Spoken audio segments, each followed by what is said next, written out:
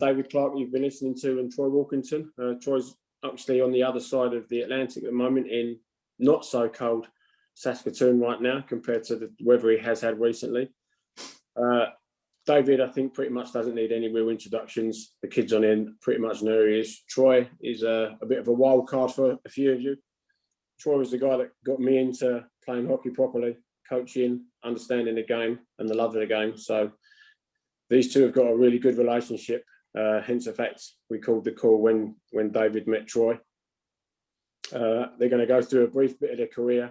I've already had some questions pinged in to me already regarding for the pair of them. And then we'll just do the Q&A like we've done in the past. So if you want a question, just type it in the chat and then we'll go from there. So Mr. Clark, if you would like to make a start on your illustrious career and your thoughts on hockey.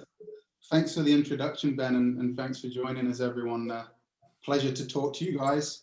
Though I never played for Romford, I definitely had some good battles against Romford. So I think Ben put me in hospital once when I was young.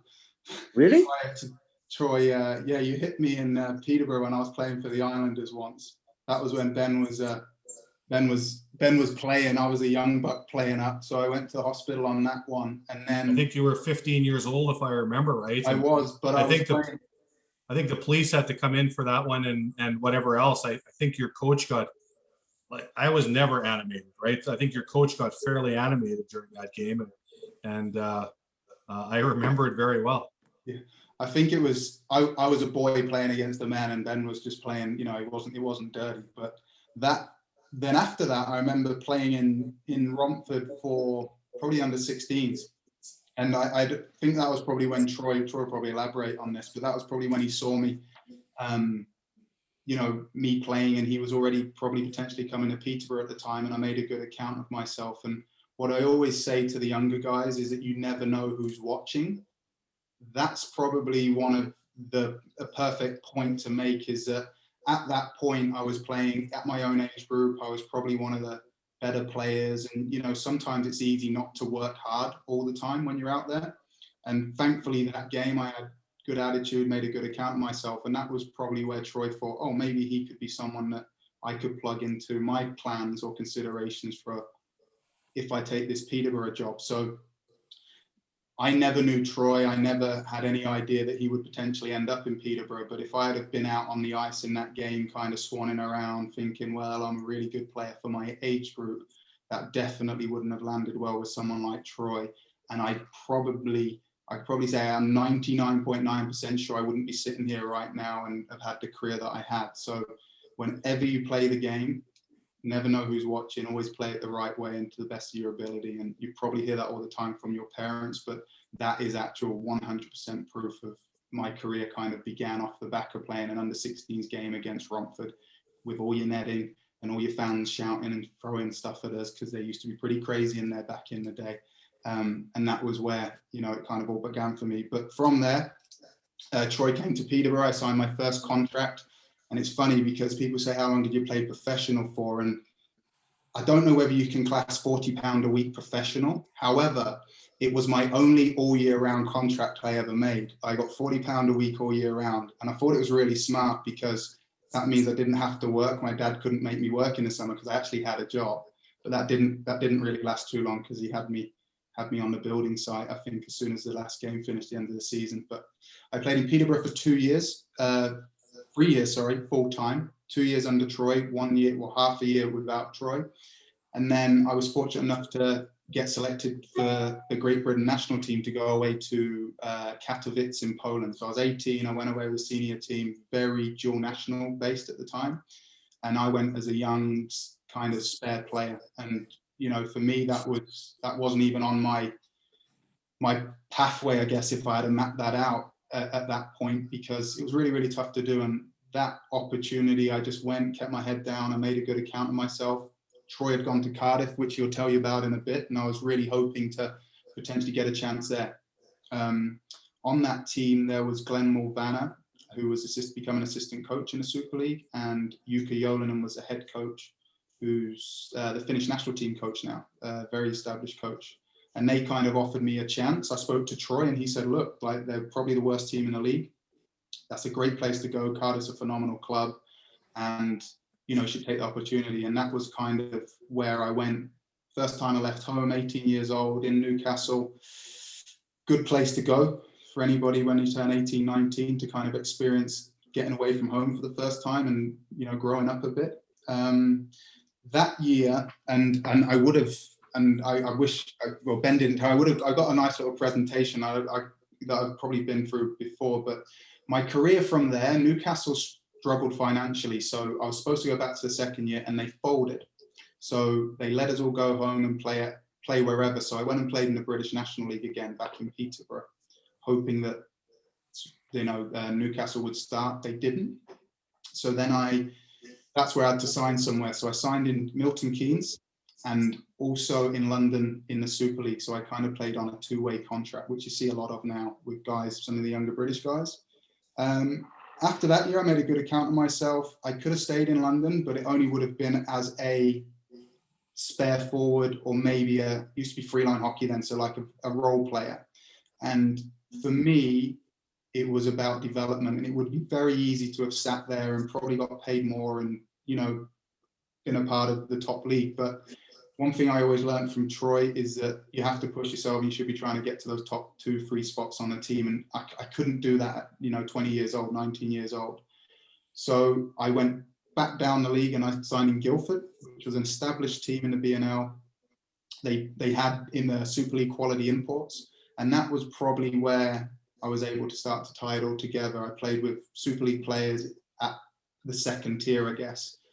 Reduced imports, so more opportunity for the British players, and I was fortunate enough to play with 2 ex-NHL guys that were very good at passing the puck. I always felt comfortable scoring, and I just learned to, get the puck, get open, play hard, and I had a good year. From there, that was where my opportunity came to go back to the Elite League then. And that was where I joined Nottingham. From Nottingham, 4 years, became captain at my 4th year. And I genuinely felt, again, I wanted to keep pushing myself. So I was close to going to Austria, close to going to Sweden, and I ended up in Italy, actually, of all places. Did a year there.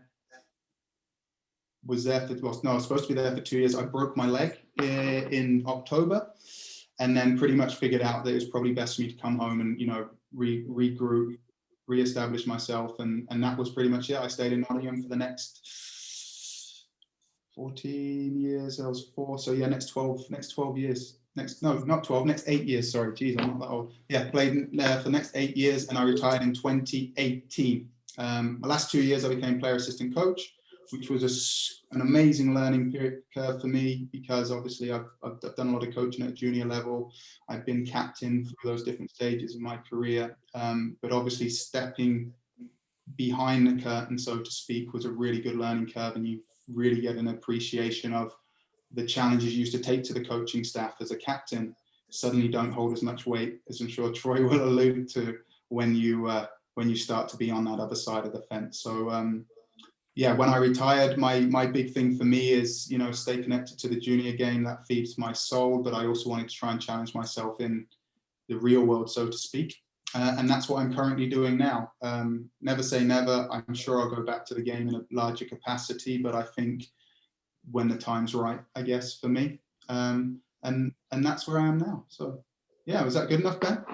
That was fine. I mean, there's a couple of bits you haven't mentioned. You haven't mentioned what you have 2 ventures that you're currently involved in still with hockey, with obviously Clark & Co, and then the adventure you're now started at Nottingham, which unfortunately the pandemic's probably caused a bit of a headache with that. But once we get back in, you've got that. So do you just want to go over that as well, David, please? Yeah, absolutely. Yeah, I started the hockey schools 12 years ago now, and it was probably off the back of, I remember when I was playing, I was talking about this with Ewan King, who you guys spoke to last week, and Ewan told me a story about when he first came to his first hockey camp, and it was Peterborough, and Troy was actually running the camp, and Ewan's the goalie. Do you remember? King is like, I do, yeah. Yeah, and I was actually a counsellor, so I was like, I wasn't a coach, I was an instructor, let's call it, on the camp.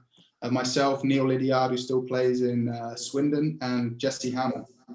And he was telling me things which we did as coaches that made the experience really, really fun and enjoyable. And when you go back to that, it was like how big an impact you have on the kids when they're at those camps. That's exactly how I used to feel when I was on the camps. And then Troy kind of gave me that bug and a bit of a push actually to kind of do that. He was also the person that gave me a bit of a push to do more during the summer when myself and Jonathan Phillips was on the phone to him this summer, having a catch up about old times. And yeah, I love coaching you guys. I think I was privileged, and I suppose this is a testament to that, to be in an environment, to have good coaches, good people that made the extra effort to allow me to grow and fulfill my potential. And I'm a big believer in trying to provide that and spread that as much as possible. So bringing in players, getting them connected to the kids, doing it across multiple areas in the country. So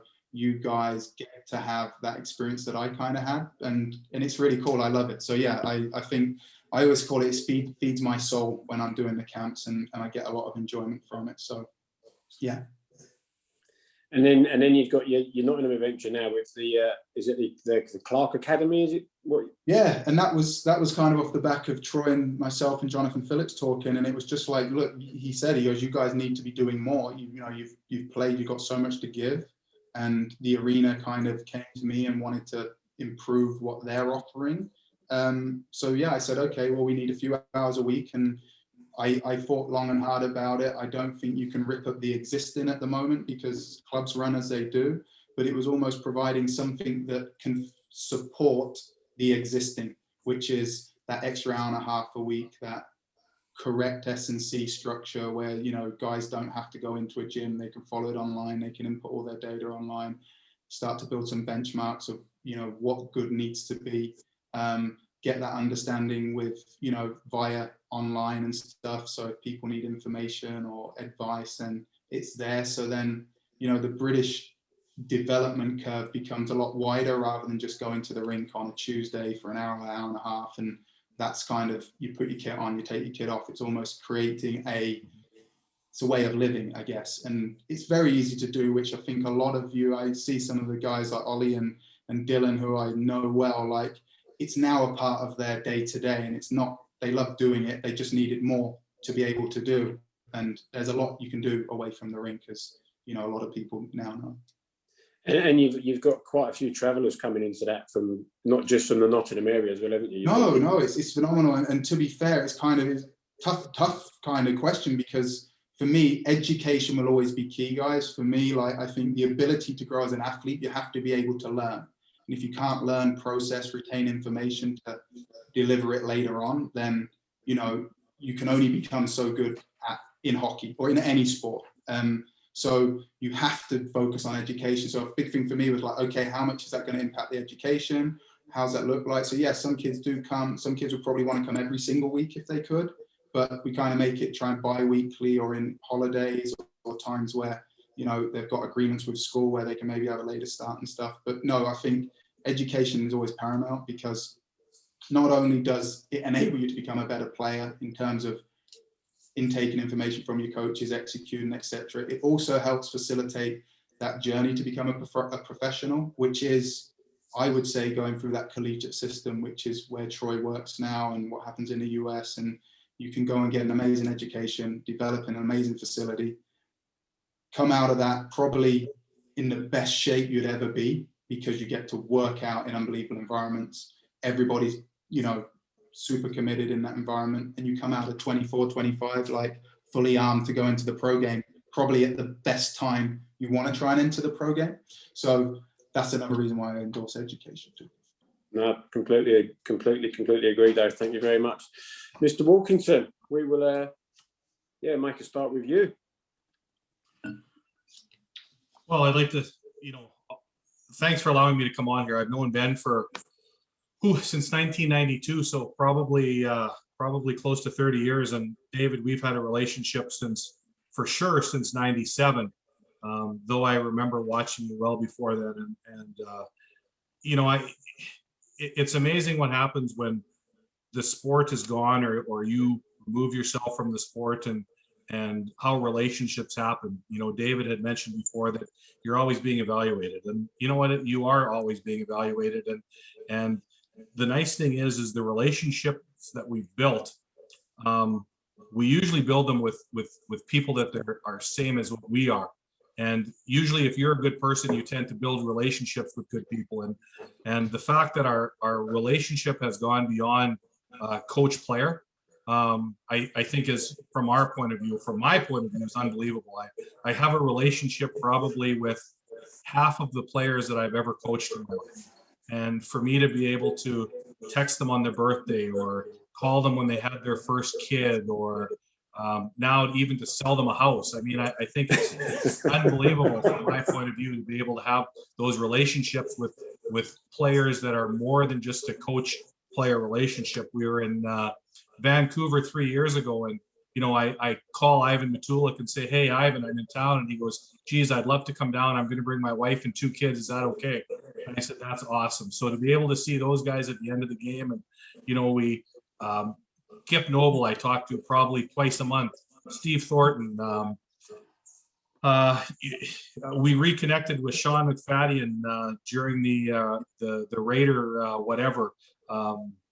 golf tournament, All-Star weekend, right? And I think that those relationships that happen over 25 or 30 years, I think they're unbelievable.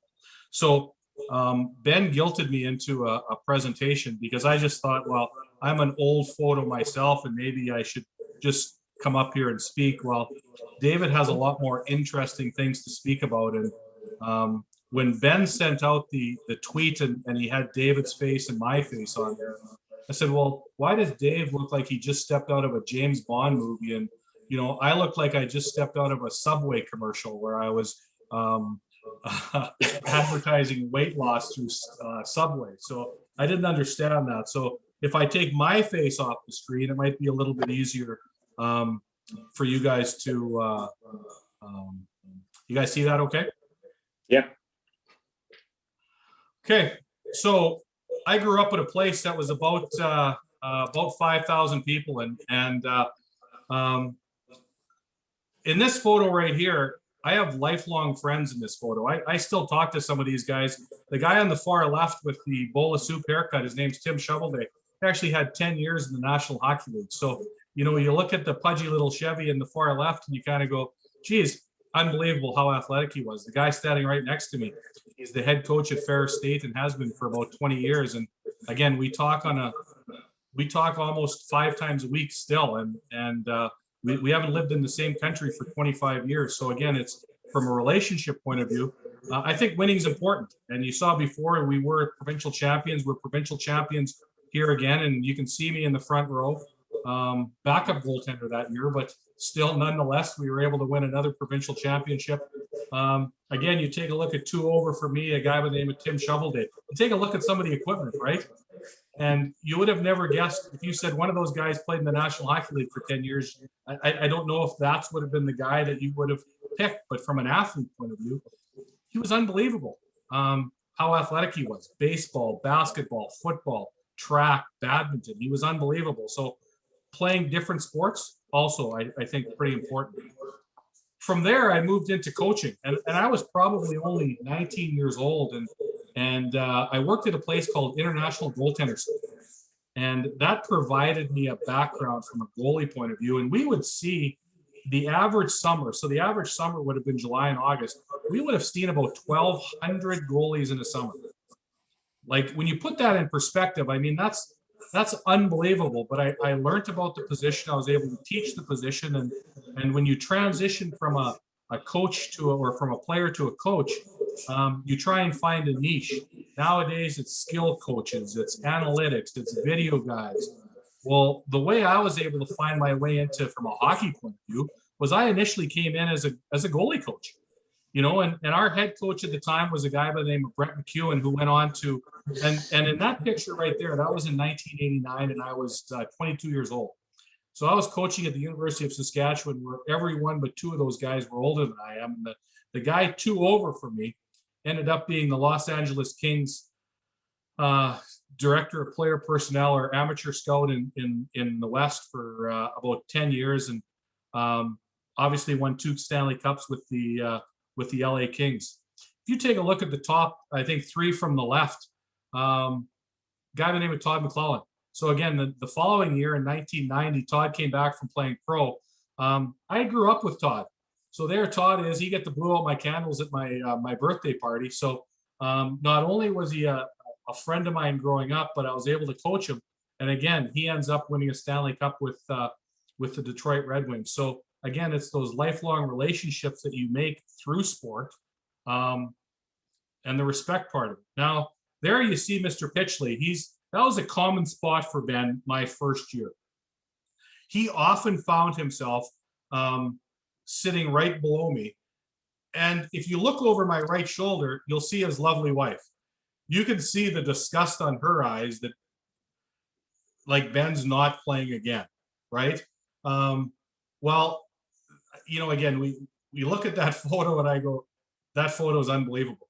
Ben is probably 18 years old or 19 years old in that photo. I get to Romford, and this story will always stick in my mind. We were playing in the Benson and Hedges Cup or plate or whatever, and it was to see who went through to play the Elite League teams.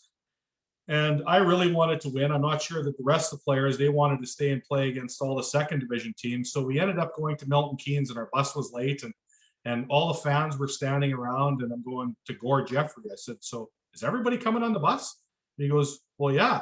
So we all hop on the bus, and the guys all sit with their girlfriends, right? And of course, I'm at the front of the bus, and at that point, I'm steaming mad. And you look back every once in a while, and guys are making out with their girlfriend, kissing their girlfriends as we're going to the game. Well, that didn't work out real well from my point of view. So, we soon made a decision after that there were going to be limitations on who came on the bus, and certainly our seating arrangements on the bus were going to change dramatically.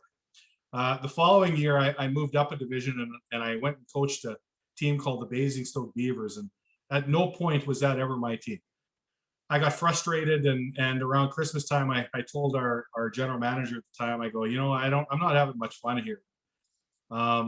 Again, you move up a league, and you go, not sure. So then I went back to Romford, and Romford went through some turbulent times when Gord Jeffrey left, and we decided to clean house, and we went with a real young program there.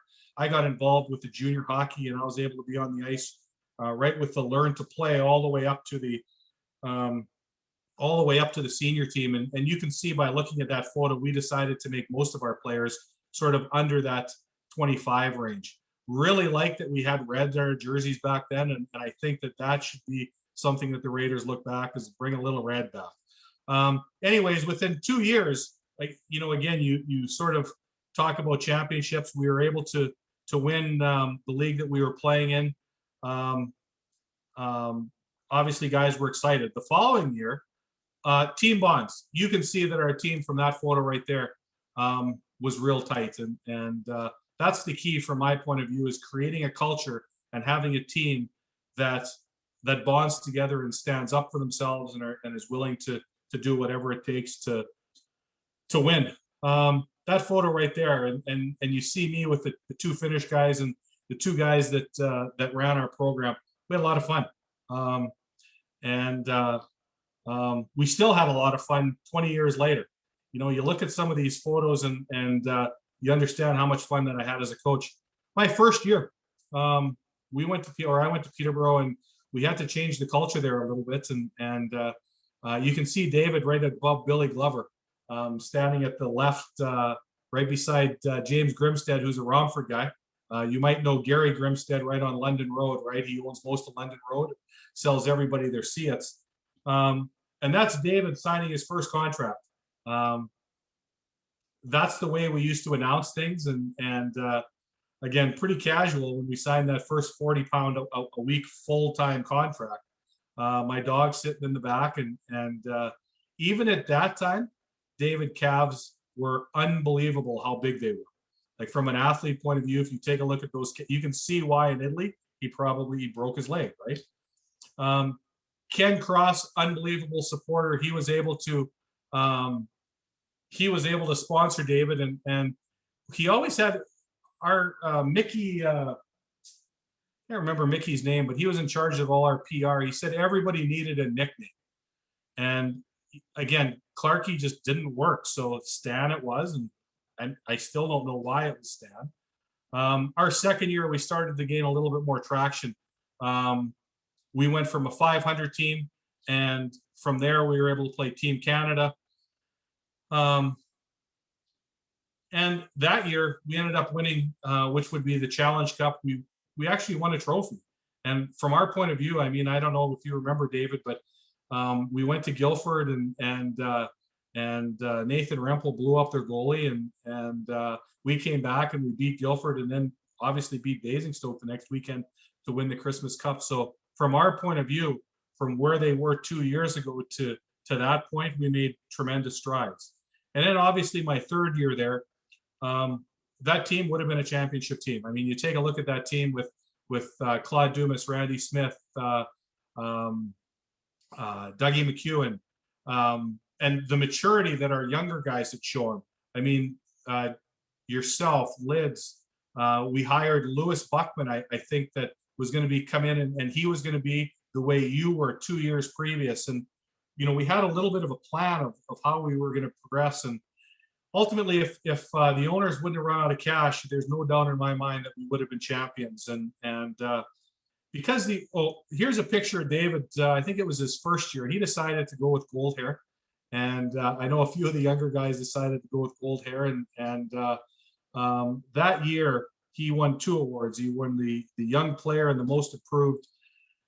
David talked about being part of the Great Britain setup, and I had the luxury of being a GB senior coach as well as the GB under 20 coach. And when I came back from Denmark, David had mentioned before it was a dual national game, and I had come back from Denmark, and I told Peter Woods, I said, listen, I really think that we need some young guys involved in the program, and I got the perfect guy for you. So David he worked real hard, and he needed to be put into different cultures. And I think by exposing him to that culture early on, it made him that much hungrier to be able to play with those players. And eventually the dual national thing has to fade out. And we've been talking about that for 25 years, but it's important that there's a decent group or a good base of Indigenous players. My last year, at Christmas time, or sorry, I guess it was October, our owners decided there wasn't enough money. So my last game, the players had all known that I was resigning at the end of that weekend. So we played Slough, and go figure, it goes into overtime. And obviously David was the OT winner in that. I remember the goal perfectly, and I remember that moment. It's great that they were able to capture it on film, but I remember that moment like it was just yesterday. I was involved with the Great Britain senior and under 20 team. Most of those players in that photo, that was my first picture involved with the senior team, and that was in 1998. And obviously, David, here we won the bronze medal in Japan, where from a moment point of view, I mean, I coached the junior national team for 5 years, and just before this tournament, we decided to do something different. If you remember, David, we brought the 50 best under 20 players to Cardiff in August, and there was myself, Peter Woods, Paul Heavey was there, and we decided to expose these 50 players to what it would be like from a training point of view, and it also served from an evaluation point of view. We were going to go. We thought at the time, this being my 5th and final year, we decided that we needed to be a little bit more organized, and we thought that by bringing them into Cardiff for a week that we could do that, which obviously we did. And it showed from a benefit of winning the bronze medal, because we played Japan, we played Slovenia, and we played Lithuania. So Japan and Slovenia certainly weren't gimme games. And if we would have beat Slovenia, which if Mike Urquhart would have actually told me that Colin Shields was 33% on faceoffs when I asked him, instead of, yeah, he's good, I'm sure that we would have beat Slovenia and not given up that goal with 30 seconds to go to actually play Austria. So would we have beaten Austria? Probably not, but we would have put ourselves in a pretty good situation. I was lucky enough to win a bronze or a silver medal as well with the 20s in Denmark the year before. From Peterborough, I was lucky enough to land on my feet in Cardiff, and I originally went to Cardiff as the assistant coach and in charge of junior development there. So I was able to work with some unbelievable players in Cardiff as well. Not only the senior players, but also the junior kids like Phil Hill, Matt Myers, Ben Davies, who him and Johnny Phillips, when they scored the overtime goal versus France to stay up for Pool A, I couldn't believe it. I mean, was I crying? No, but I was pretty close because those two kids I had an opportunity to coach during my time in Cardiff, and you know, even being a million miles away, I was still, you couldn't believe how proud I was. That year I spent as the coach of the Cardiff Devils was perhaps one of my most rewarding, because we were starting off in seventh, we ended up in second, and it certainly was a turnaround from that point of view. This was one of the games that you know, David talked about, and he was playing in Newcastle at the time, and if Cardiff would have survived and would have played in 01-02 in the Super League, make no mistake that David would have been a Cardiff Devil instead of going back to Peterborough, because we had numerous conversations throughout the year. From this point of view, and I was talking about this beforehand, and David decided, and it must have been 5-1 or 5-2, and David actually scored his first Super League goal in Newcastle in the third period, and he decided to do a flyby by our bench, and that was before the linesmen and referees got in the way. And if you take a look at that list of players: Clayton Norris, Frank Evans, Dennis Chassé, Dwight Parrish, Ian McIntyre, Ivan Matulik, Mike Ware. Those are some fairly tough people in the Super League days. And if you look at their penalty minutes and what they did, but David decided to do a flyby when the goal, it meant a lot to him. But from our point of view, there were a bunch of guys on our bench that didn't appreciate it very much. So again, that's what David enjoyed doing. So, and he also did it in Japan when he tied it up against the Japanese team. So from there, I went on to coach at the University of Saskatchewan for almost 15 years, and we were able to get to the national championship 10 times. We won numerous Canada West titles. We were able to win some silver medals at the national championships. And again, these relationships that I've made throughout this time have been unbelievable with the players. And back in Romford at the new rink, family is important. I think that anytime you win, you want to share it with your family, and family, from my point of view, has always been important. And it was a decision that we made early on when we left the UK, that we can't live a life as a coach where we're moving from place to place to place to place. And we decided to settle in Saskatoon, and that's exactly what we did. Relationships, we talked before, and some of the relationships, or a lot of the relationships that I made with my players have been unbelievable. That we can sit and share a beer and we can have some good times. I'm not sure about the guy in the pink. I don't know if that's a golf day or not, but that attire, I'm not sure. These are two players of mine. You know, you talk about relationships, and two players went to Belfast and they actually won the triple. And the guy in the middle is Jason Ellery, who was my trainer in Cardiff. You know, so to be able to send two guys from the University of Saskatchewan to Belfast, be looked after by a guy that used to babysit my kids, I think was unbelievable. And for them to send me these photos back as they're celebrating, you know, again, it's pretty nice to feel that way. And being able to catch up with people all the time. You know, again, we see the pink shorts, so I don't know if this is a common theme in a lot of these photos. They're not fashionable then, I'm going to tell you that. Anyways, to be able to sit down and have a meal and to catch up after all of these years, you know, again, is a fantastic feeling. And the next generation, you know, that's David's son, Morgan, who is right now playing for the Nottingham Panthers. And that's my son, Mackenzie, who at some point we hope they can play together. And, you know, if they can have a relationship the way we have a relationship, I think that would be unbelievable. So that's all I've got for you right now. So hopefully that works for you, Ben. Yep, that's fine. You need to. That's it. Happy days. Yeah, thanks for the photos. I did forget about a few of them, so I think I have got some questions already. We've got a couple. We've got some more that be coming in, but I've got some questions. David, we'll start with you first, I think, for the questions. Best player you've had to play against, or best player you've played with anywhere across your career?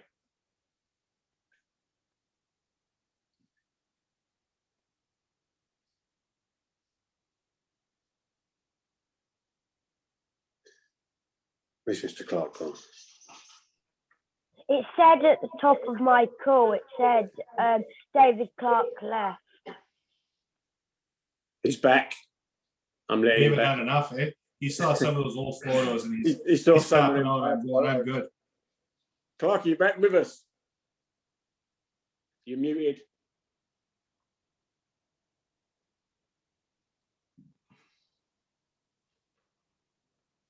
You're muted. Sorry about that, guys. My It's all right. internet just literally dropped out. I don't know why. I was right on the picture too when there was you, Ben, Jonna, and myself when Troy was in Peterborough that time. That was really good. Really good. That was a good day. I can remember that. I had to stop a few times on the way back. It's most of everything drink. So, Clarky, question time. Can I just say something there, Ben? It's kind of that journey of when you're talking about relationships. What Troy talked about there is on that picture when it dropped out. That was that moment. Jonathan Phillips and we caught up with Troy in the summer, and we were just talking about, okay, when we talked to him, like, how's it going to be? Because, you know, when we first played under Troy and Troy first kind of took us under his wing, like, we were still 15, 16 years old. And like, Troy was always like, I guess, kind of like a father figure to us. So we'd always try and impress him all the time. And, you know, when you're 16, 17, you kind of, you know, you don't want your parents to find out everything you're getting up to. And when we were going to meet Troy, we were kind of like, we were still petrified. We were like Jonathan Phillips is the captain of the Great Britain national team, right? We were like 34, 33 years, 30, maybe, I don't know how long ago that was, Troy. But we were like, if he still told us to go and get the pucks or do something, like, would we do it? And we were both like, yeah, 100% we would. I just think that, you know, and honestly, like, you know, I can never speak highly of Troy enough, because he is the reason why I got, you know, that opportunity at a young age. And if you ever have a coach that takes a liking to you, then never take advantage of that. Make sure you reward the coach with that same type of commitment, because it means a lot. Especially, you never know where people go and where they end up progressing to in their careers. And, you know, I didn't quite realize that Troy had that conversation with the senior team that time with Peter Woods, and saying, you know, maybe you should take a look at these younger British guys. And that was my first step into the Great Britain senior program. So never ever take a relationship for granted, and never take a relationship for granted when someone definitely is showing you, you know, a lot of positive interest. So sorry, question. Perfect. It's all right. The questions are here. So we've got a few questions. I had some already pre-asked, Clarky. So I've got questions for you. I've got questions for Troy, and then some are just starting to come in now. So Clarky, questions for you. Best player you played with anywhere? Best player I've played with anywhere. It's tough because I played for so long. I would say, you know, like early on in Peterborough, I played with a guy called Randy Smith, who you saw in that picture, who was arguably probably the most talented person with a stick that I played with throughout my whole career. He used to use it like a stick, and we used to call it like a toothpick. He was 6'4", 6'5". His blade was like no longer than, you know, maybe a pen. He used to shave it down, and the stick used to come up to maybe his chest. And the stuff he could do with that puck, still to this day, and the talent that I played with, still blown away what he used to do, because it wasn't even you younger guys would pick it up and say, that's not a real thing, you know, that's not a stick. It was like a two-piece stick that you'd have to heat the stick up, put it together. So the technology wasn't what it was. So yeah, he was phenomenal to play with. Jason Lafreniere was someone who got bona fide NHL player, didn't live the right life to maintain his time at that level. But if you looked him up and his stats and everything, he would be someone who is, I guess, he'd have been a point a game in the NHL. He played with Guy Lafleur coming out of that era, and in New York Rangers, and then going into probably my time in Nottingham, we had so many talented players like David Lings. It's tough. It's so tough. Like, privileged to play with so many. But then if you say who I loved playing with the most, it would be someone who you guys would recognize as a Matthew Myers. Like, not overly flashy, played the game the right way, really good chemistry in terms of we complemented each other and we had so much success together. And, you wouldn't necessarily say he was the most talented, but he definitely applied himself in the game the right way. And, he still does to this day. Yeah. All good players as well, eh? Yeah. All right, next one. Toughest guy you've played against. So I think we go back to Troy's story when you celebrated your flyby in Newcastle. There were some tough guys on that card. I honestly, I never remember doing that. And I think, don't ever dub down a celebration. Maybe if the other team's got a load of tough guys on, be a little smart. However, for me, I don't remember that many goals, but I always celebrated. I always enjoyed scoring goals. Like, for me, that was like, I loved that feeling, I guess. In terms of, you definitely had to be smart about when you did it, for sure. But for me, when people ask me this question about who was toughest, there's quite a few guys. But in terms of me being able to celebrate all the time, I was very fortunate throughout my career. The teams that I played on, especially in my time in Nottingham, we usually always had the toughest guy in the league. So, toughness is not a bigger factor as it once was, but definitely through, a period of my career, it was a major influence on the game. And we were fortunate enough to have guys who are household names. Brian McGrattan, probably arguably one of the toughest guys ever to play the game. I don't think he lost a fight in the NHL for 5 or 6 years. Like, he was an absolute, not nasty player, but he was so tough. Cam Jansen before that, who again, probably in a lot of, top however many 20, 30, 40 guys that ever played in the NHL was tough guys. Not an overly big guy, but, he was dangerous when he fought. So that keeps everybody else honest. So the really tough guys never really took advantage of me, I guess. So for my career, I guess, I would always look back, and Troy kind of did push me down that road to play physical and hard and get your nose dirty and step outside your comfort zone. And that definitely benefited me well throughout my career, because people knew I was willing, but I could rely on the skill part of my game to kind of be successful. But that definitely brought me a lot more time, because, as I'll always say, is the game is psychological, right? You've got 20 players, there's probably only 6 that are actually willing to take a punch on the nose. Not that that's something you should be looking to do in the game. But the rest of those 6, there's 2 that you always had to be really careful of, and they were ones that knew what they were doing. The rest below that 6, they're the ones that will only respond and behave depending on how those 6 are behaving, I guess. And then there's 4 in the middle that you probably have to know a little bit about, do your research and understand how you would do. So because I was willing, the only people I ever used to have to worry about I didn't have to worry about the top 2, because like I said, we had some really tough guys. So I only ever used to have to worry about 4 guys out on the ice. And again, they would usually probably think twice because of who was our tough guys. So it allowed me that extra bit of time to play, a little bit more grit. I was willing if it happened. And that's not a major part of the game anymore. So toughness, I've kind of gone on tangent there, but having toughness on your team was always a privilege, because we had some really tough guys. Definitely someone who I would say was really tough to play against, who was a household name, and I guess in those terms, was Mel Anglestat in Belfast. He would always cross-check me just across the arms and the elbow pad in that gap there every time in Belfast, and I used to dread it. But you had to eat it up and get on with it. But one of the reasons why I always remember Mel Anglestat is because that year we had no toughness on the team. It was probably the only time in my career someone consistently tried to, take advantage of you. So I had this Good Saskatchewan kid, Big Mel, hey? Oh, he's a killer, right? That's what you learn in Saskatchewan, dude. Well, you could have told him if you knew him to ease up on me, Troy. Clarky, a couple more. What's your best moment in hockey that you can remember?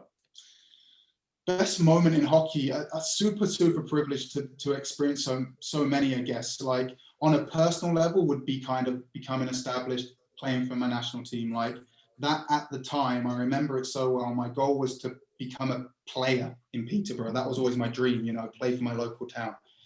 And I was fortunate enough to do that at 16. Then I reset my goals, and it was to play in the Super League by the time I was 21 and to play for the senior team by the time I was 23, because that was probably the hardest thing to do as a British player at the time. At 18, I got to play for the national team. And after I played for the national team, I signed in the Super League. So I was pretty much turning 19, and I'd kind of, on a personal level, felt like I achieved above and beyond what I ever dreamed, I could potentially do in the game. So after that, I was in that environment, and I quickly realized as soon as you move up a level, you go straight back to start again. It's like, okay, I got to establish myself at that level. And as I alluded to earlier on, I had to take a few steps back to become established in that top level, which was by the time I got to Nottingham. But going through a career where I was fortunate enough to win quite a lot with my country and as a player, as Troy showed in those pictures will never, ever get old when you're successful as a team. You can win a scoring race, you can be the elite leads, leading goal scorer and all that stuff. But that means nothing, because basically everyone looks at you like, why are you talking? That honestly, truthfully, that was never, ever a goal for me. It was always winning, because for the rest of your life, you have at least 25 people that you can share that moment with forever. Regardless, even that Christmas Cup trophy that we won, that was my first championship, and I still look back at that, and I didn't quite realize that what I had done as a young player, I'd won a major trophy at my hometown team. When I got to Nottingham, I won a Challenge Cup in my first year in Nottingham, and I was like, well, yeah, this is normal, right? This is what you do, right? Everybody wins. And I didn't win for 4 or 5 years. And then the fans start changing, and people start to begin booing you, and like, oh, we haven't won for ages. Then we built and became a dynasty and won until we won everything. And like every one of those moments when we was on that run, I embraced every one of them. My family were on the ice, my children, my parents, because you never know when it's going to be your last one. And to put that into perspective, the amount of times towards the back end of my career, I played with guys that have had amazing careers. Cam Jansen, perfect example. 400 NHL games. Brian McGradden, 600 NHL games. David Ling played over 100. Like every time with those guys, when they won, that was their first championship. And honestly, it meant so much to them to win that and to be a part of their 25 for life. Still, we talk all the time. We've got those same relationships because you experience something together. So definitely answering that question, winning. To distinguish all of them, I would probably say when we won the Grand Slam, which was the playoff one, which brought them all together in 2014. Best goal you've ever scored? I genuinely don't remember a lot of them, but I suppose I'll just probably say like my last one, which was probably the weirdest way to retire, was at the playoff finals game. We probably should have won the playoffs that year, and we lost. And throughout my whole career, I'd never, ever played in a third and fourth game. I strongly disagree with it. I think if guys lose, you're out, go home. Let the Great Britain under 18s, under 20s play in front of 7,000, 8,000 people and show the world and the coaches and everybody in that environment what they can do for next year. So maybe someone can be discovered. You shouldn't have a group of players who have just missed out on the ultimate prize, lace them up and go and play a game to entertain people that are paying valuable money. You'd be far better off. Yeah, you'd be far better off playing England-Scotland game and, and them experiencing that, which used to happen when I was younger. Used to happen, yeah. However, for me, that last game, I knew I was retiring, and I thought this is probably the worst way to play your last game. Like, it doesn't mean a whole lot. But that was probably the point where I realized in my career what I had actually achieved, because like people were trying to let me score at the end. It was pretty interesting.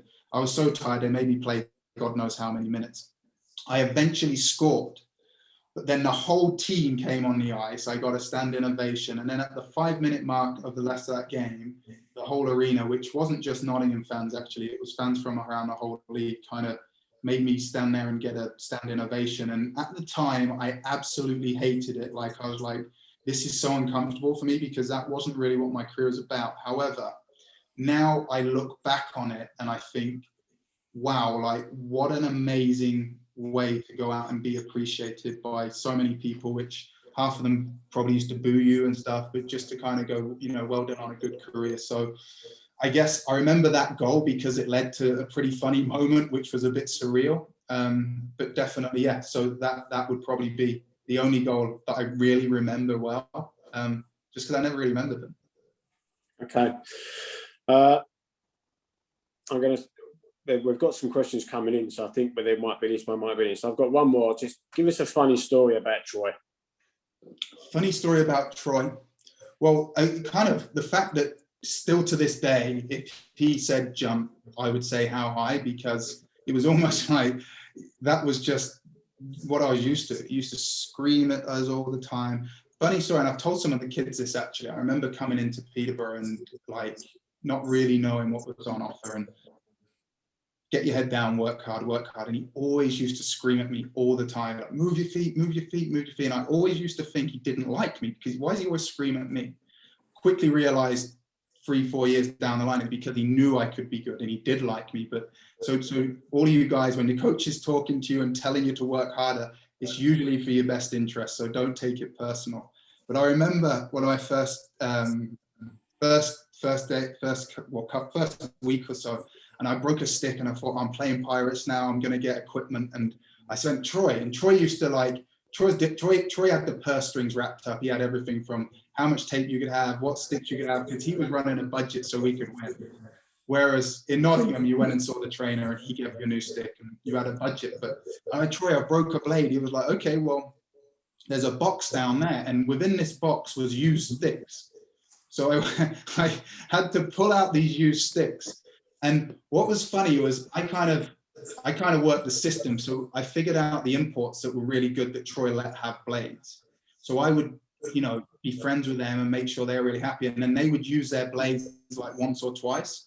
They'd take them out of the stick, throw them in the box, and then I quickly grab them and throw them in my stick. So I don't know whether Troy ever cottoned on to that, but if you did know, thanks for turning a blind eye. If you didn't, I'm sorry.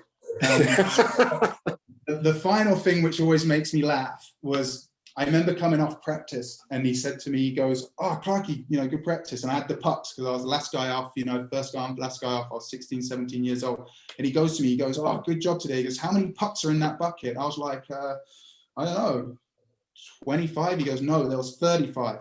And he goes, that's not 35. So you need to go make sure they're 35. And you guys have probably been to Peterborough Rink. So I went around, picked up all the pucks, and I came back at 35, and that was it. So yeah, I found it pretty funny. I don't think he ever did anything embarrassing or anything like that. And to be fair, I probably wouldn't say it. Politically correct. Yeah. Okay, Troy, I've got a couple for you, and then we have got some questions coming in. So, smartest player you've ever coached? You know, I think I've coached at so many different levels, and it's hard to distinguish. You know, was Derek Kulak, who ended up playing for the Texas Stars, coming out of, was he smart? I'm sure that he was. Steve Moria. I mean, I don't know if I've coached a smarter player than Steve Moria.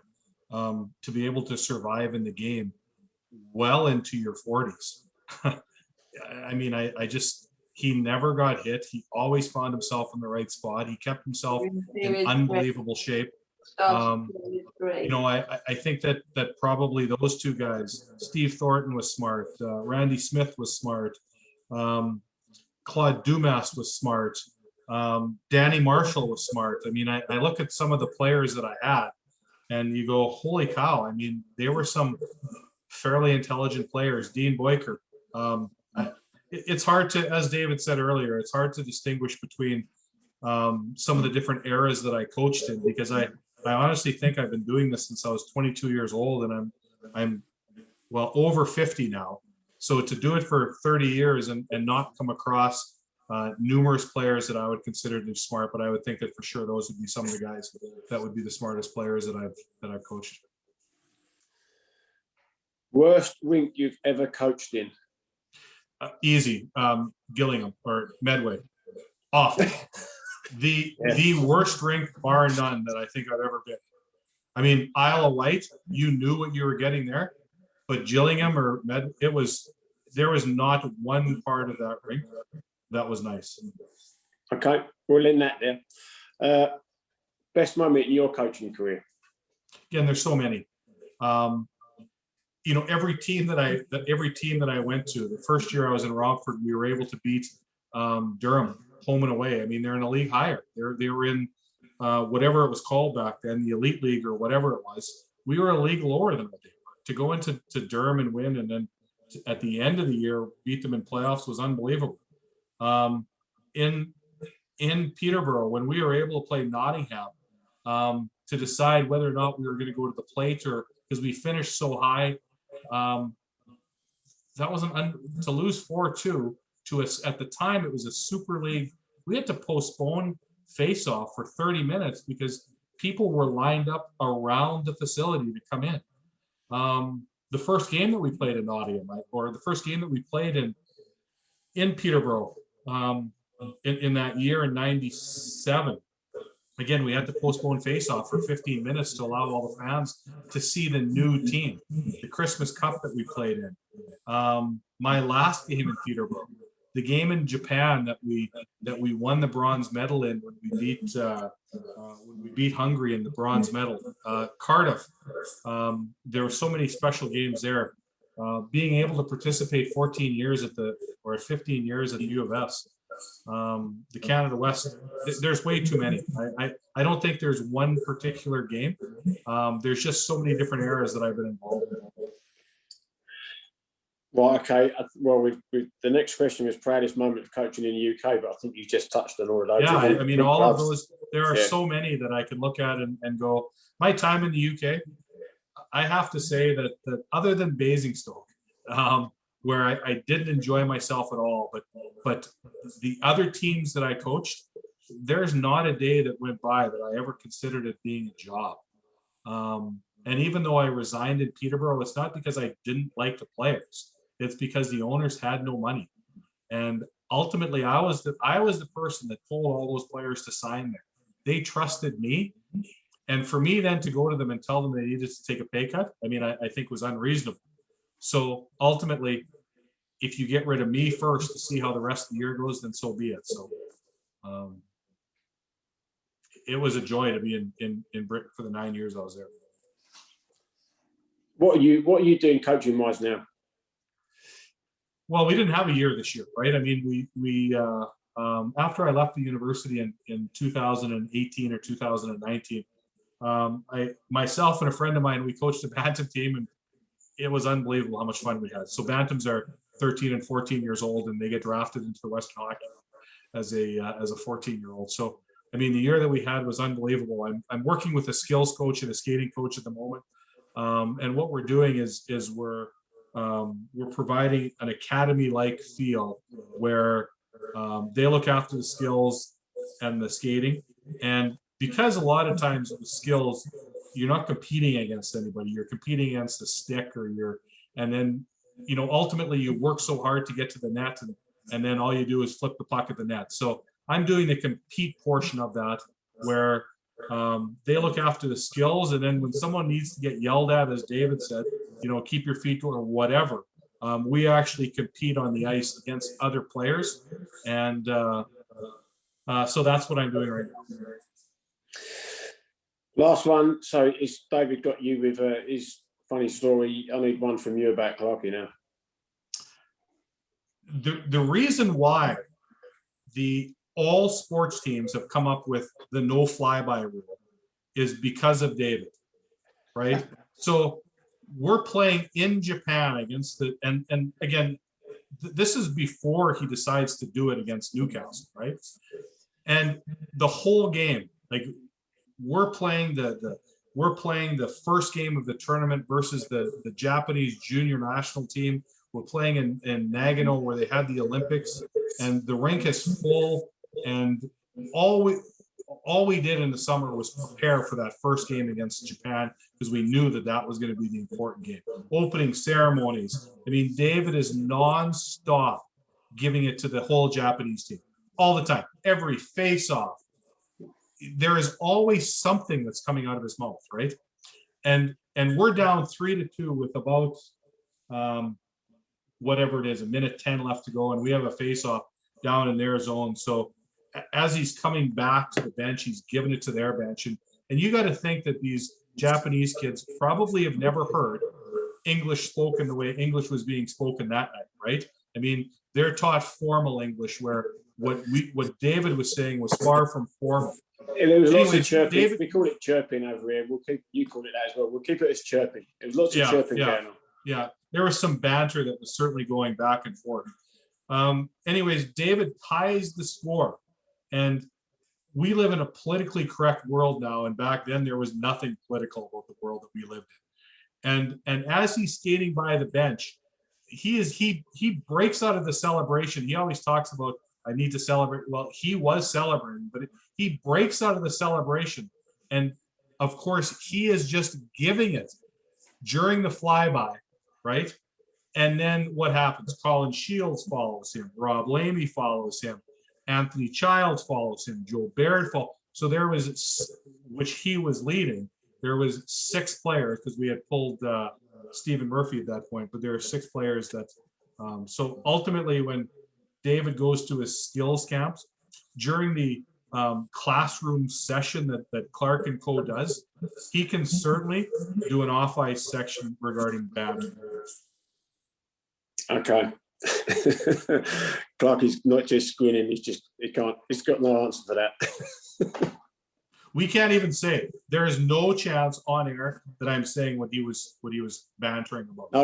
No, we'll leave it as that. So, right, I got some questions coming in, okay?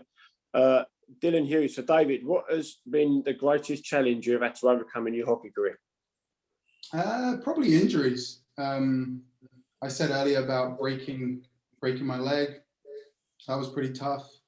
I had a few shoulder surgeries, which, especially as you get older, that's always a challenge. I think being able to go through that process a couple of times and be able to come back and, actually contribute again and become the player you were, especially people obviously question that as well. So it's kind of like, is he going to be able to still come back and score, 30 goals a year and stuff? So, but I kind of enjoyed that. That was probably what spurred me on through those challenging times. But yeah, pretty much I would say injuries are probably the hardest thing, because you want to be out there, you're not sometimes. And when you're in a long-term injury, it can be a bit lonely, because, you're still part of the team, but you can't contribute.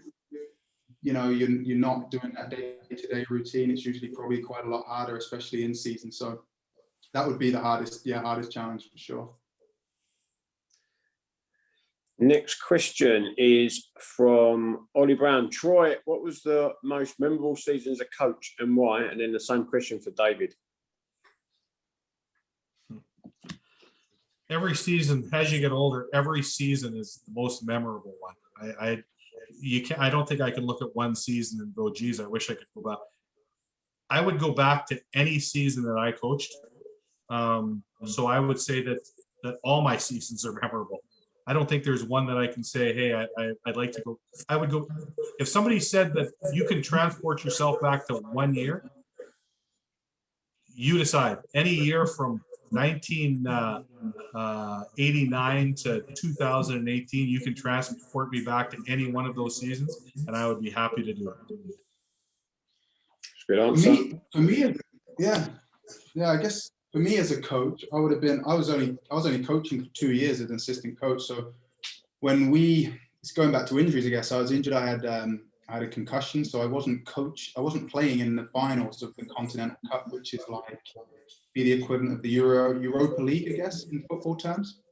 So I coached through the last 2 phases of that, alongside Corey Nielsen as an assistant coach. So for me, that was, amazing to kind of see that other side and being successful and experiencing that as a coach, I guess. But then also, I guess it would be like some of the players that have kind of come through that started on the hockey schools with us, like the Ollie Betteridges and Luke Ferreira's and Lewis Hooks and guys like that are now playing. And even, with what's going on in the Elite League now, like for me, I find that super rewarding, that not that you've been the influence that's kind of gotten those opportunities, but you've had a small impact on it. I guess like what, Troy kind of not opened doors for me, but kind of showed me some definitely some parts of your game that are going to help you succeed at that senior level. So I get a lot of reward from that, from the coaching, consistent coaching, but then as a professional coach, professional assistant coach, that was pretty special too, the Continental Cup. Thank you, David. Next question from Harry Van. What advice do you give now? There is no England or conference of players that want to progress and play at the next level. So I'm guessing that's the question for you, Mr. Clark. So players that want to play at the next level because there's not a conference at the moment? Right, at the moment, due to the pandemic, there's no conference, there's no junior national program running at the moment. So, yeah. Well, first off, it's tough because I don't think that there's not any hockey until when it next gets going. I would say next couple of weeks. I would say the best thing to do in a bad situation is to try and figure out the best of a bad situation. So Harry, in your case, if all you're allowed to do is practice in a bubble against your Romford teammates where you're playing now, right? Is every single time you do a drill, you choose the best person to go against that's going to challenge you every step of the way. Don't take any shortcuts and I really want to win this battle. Go against someone that's better than you. If you are the best player, then find the second best player to compete with every single shift, drill, skate, whatever that is. And practice the right way too. You know, like if you like scoring on your forehand all the time, then when you get those opportunities, like challenge yourself and try and score on your backhand. And I suppose it's trying to make the best of a bad situation.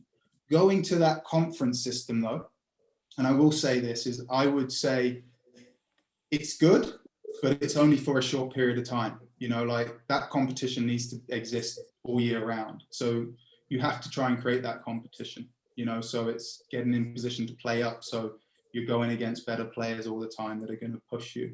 You know, if the opportunity isn't there to train up, then again, every single time you're on the ice, make it difficult for yourself, because the only way to get better is to kind of play under pressure all the time, which is why, you know, Troy will say is putting a good young British player in a men's senior environment, you suddenly see that it's like going back to the start again, no matter how talented they are, because you almost train as someone, you don't have to be at your optimum all the time when you're a really good British hockey player. Yeah. And then when you get in that senior environment, suddenly you're like, whoa, like your best is only just good enough, and you're not used to being at your best for every minute of that practice session or for that whole 4 or 5 shifts that you get. So it's a whole new mindset change. So I would say learn to do that as young as you can, and that's just by trying to put yourself in the deep end as often as possible. Happy with that answer, Harry? Yep. Thanks. Oh, yeah, thanks for this question, Chris. Troy, this one's for you. Who is the best player you have ever coached, Ben and David included, and why? Well, I can answer that. I was never the best player you ever coached, so that's killed that conversation. So yeah, best player you think you've ever coached, Troy? Again, I think that is, I've coached at so many different levels, and I think that question is so difficult to answer. From a potential point of view, you know, when I was in the UK, I got to tell you that I had a special liking to the British players because I always went over there. I went over to Britain when we still had 3 imports, and some of the best memories that I had maybe weren't with the imports that were there, but were certainly with the indigenous players that were there. And some of my, when I look back at when I had an opportunity to work with the junior program in Romford, when I had the opportunity to work with the young British players in Peterborough, when I had the opportunity to work with the junior program in Cardiff, those were, I remember those days, and I mean, they were fantastic. So from a best player point of view, from a British point of view, for sure. I mean, there's no doubt in my mind, being able to start or just give a little bit of assistance to the British, whether it be David or whether it be Johnny Phillips, because ultimately those are they survived through 20 years. You know, what I talked to David and Johnny in the summer, and I spoke and I said, where's the next generation? Because at the time Stephen Murphy was still playing, you know, and you look at Colin Shields was still playing. Those players that came through that bronze medal game that we beat Japan, there were 4 or 5 of those kids that were still playing at the top level, you know, and being who is going to be able to create that next generation of players for the Elite League, which was the Super League and the Heineken League before that. I would say from a British point of view, for sure, the best players that I had an opportunity to work with would have been David, Johnny, Stephen Murphy, Colin Shields. Those would be the guys, bar none, that I Gary Clark, Matt Myers, Ben Davies, who is the kid that just opened up the Ozone? Danny Myers, right? I take a look at those players now, have to look after that next generation, but those would be the top guys that I would have worked with for sure in the UK. Thank you. Good question, Ollie Brown. Looking back, what piece of advice would you give to your younger self? So, Clarky, you answer that one. I know Troy's answering this. We've had this discussion. Probably not go do flybys past benches and swear at people. That would be one, Ollie. But I was really young and naive. I would say, for me, it would definitely be. I kind of said it's kind of what you do, like away from the rink, like especially now. Like, I think of my game and like, you know, some of you guys know, like, I was an amazing goal scorer and that was easy for me. And when I think to what I used to do off the ice with my time when I was growing up, and there wasn't all the as much emphasis on skill now when I was growing up, but it was, you know, shoot. And that's what I always used to do when I was growing up at your guys' age, going through, and like, lo and behold, that was kind of what I did for 20 years and essentially paid the bills and kept me in the game.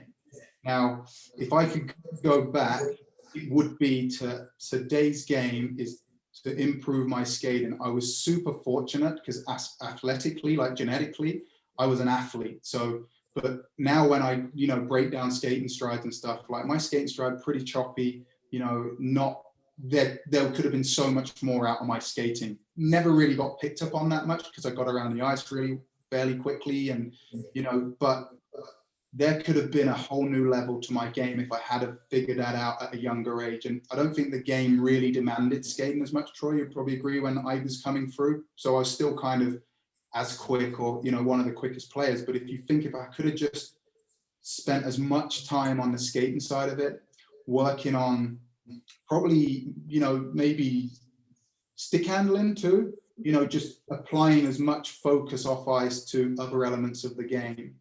So then it would have kind of been, you know, thinking about that, David. I mean, you talk about your skating stride, and it ultimately comes down to, you know, core and lower body fitness. You know, and if we would have spent as much time from a fitness point of view, I mean, we spent a lot of time from an aerobic point of view with Dave Llewellyn, right, in the gym, and, you know, and if it would have been strictly specific from your point of view, if we could have got your bottom half bigger. And I know that might have been a challenge, but I mean, genetically, you could always shoot the puck.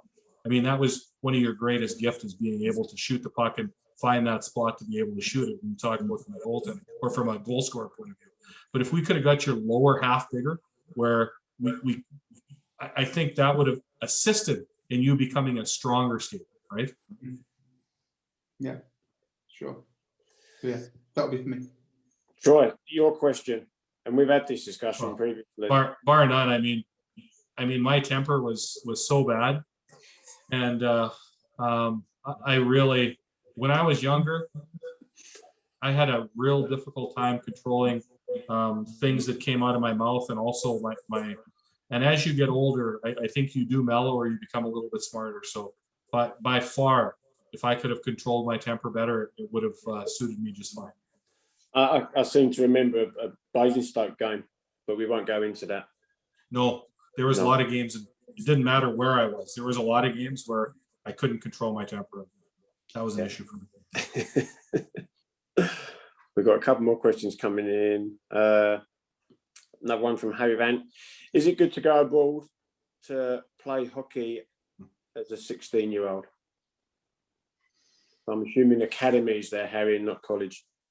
Yeah, it's tough. It's tough. I think for me, like my son went away at 16. I think you have to really want to do it. It's a sacrifice, obviously, not just for your parents, but for you too, growing up. I think if you can gain the development at home, and it can still be done, you know, like Liam Kirk's a perfect example. Like, he never went away until he got drafted.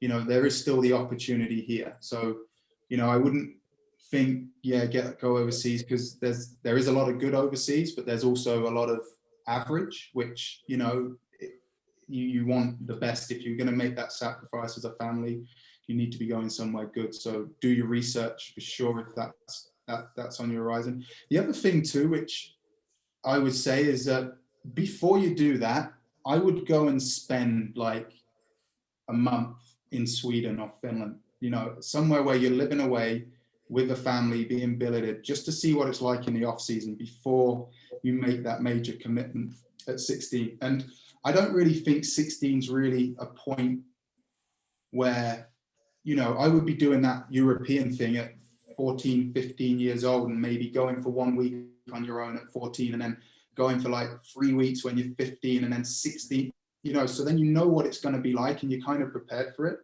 On top of that, doing that every year, you'll probably build relationships in those European countries where that distance isn't quite as far.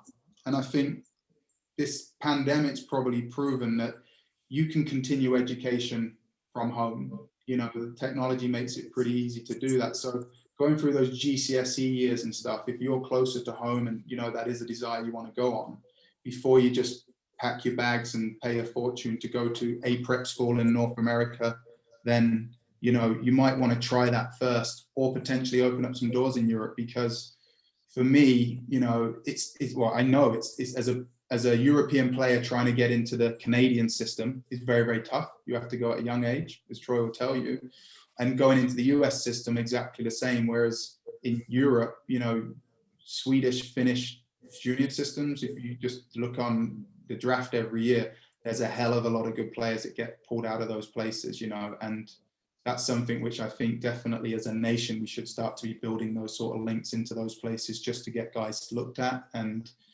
you know, potential opportunities, which we've been able to send a few people through UCA, and they've been to the Jokerit camp and have been looked at. And it's kind of like, you know, that should be something as a nation we should already be kind of putting together. So there's almost our most talented guys get seen before their parents having to spend a fortune to relocate. Troy, anything to add from you? I just think there's so many average to below average programs from an academy point of view, both in Canada and the US. I agree with David. I mean, I think it costs a whole bunch of money to come over here, and you know, I agree as far as being able to go